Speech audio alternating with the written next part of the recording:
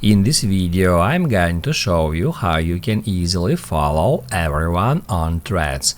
Be sure to watch the video to the very end so you don't make any mistakes, and of course do not forget to like this video and subscribe to my channel. Thanks guys. So let's get started, and first off, open up Threads.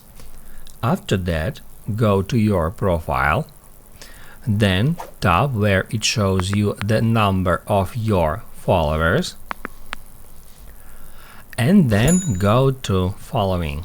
That's where we can find the list of all our followings. As you can see, I'm not following anyone yet, and to follow all my Instagram followings at once, I can tap at See All right over here. It will show me the list of my Instagram followings, and then I can follow them one by one by hitting Add Follow button, just like that.